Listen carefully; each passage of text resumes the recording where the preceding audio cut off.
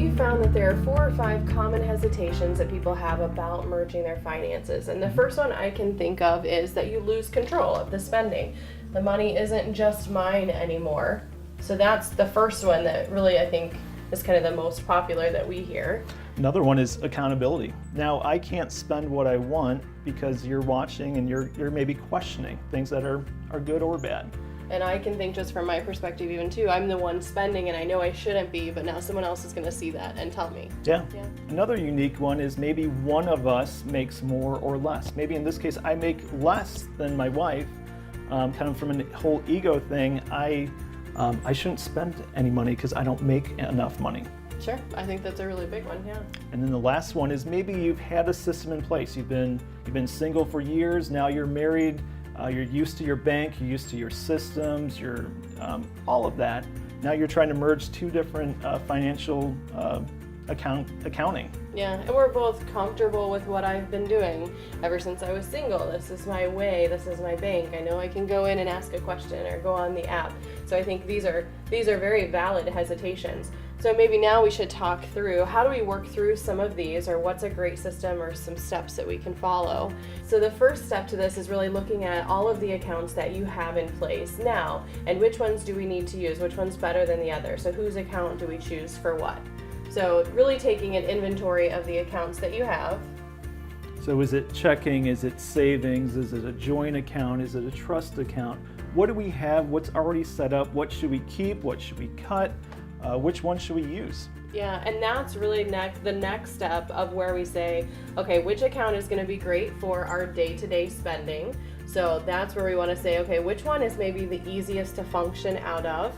And then the next one is saying, where do we want to have a savings account? So maybe it's that at one institution you have the day-to-day checking, and then at another institution, so the other person's account that they were comfortable with, it's the savings, because now that's kind of removed from the day-to-day checking. So now we can use that account and we don't use it. Ultimately, here what we're doing is we're trying to come up with compromises, realistic compromises to accomplish what we want to do together, even though we have separate things that we're now combining.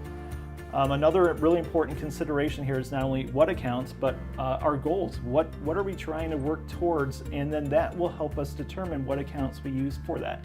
So for example, if we're trying to save for down payment on a home, we don't want to be accidentally pulling from this day to day. We want to be setting this aside. Yeah, and I think that's where we can have a couple different types of savings accounts. So we can have one where maybe this is for our emergency fund. So this is if one of us loses our job, these are our day-to-day expenses. So this is a savings account that could be connected, but this other savings account like you're talking about is really to reach a goal for that down payment or something down the road. So this is a savings account that's removed and we don't see. Yeah.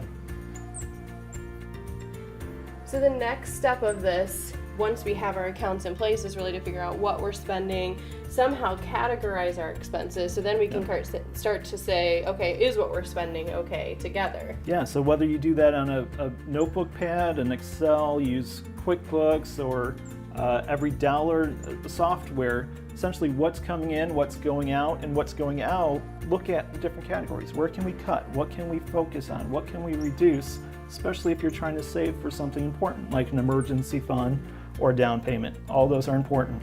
Yeah, and I think the biggest thing with this is as you make this progress, you start to see progress. You start to see your savings account building up in value, and that becomes encouraging to both people when these were their hesitations. Now when I see the progress, it makes you more excited to continue doing it together. And like any good athlete would look at all maybe the misses or the things that I didn't do well and turn those into opportunities. Here, we're getting more control of our finances. We're becoming more accountable. We're holding each other to what we said we want to do. And then also, like, it's not me versus you, it's us together. So those are a lot of hesitations that can become opportunities or motivations. Yeah, I think this is just a great way to move toward bringing your finances together and ultimately just being healthier and looking at your finances better.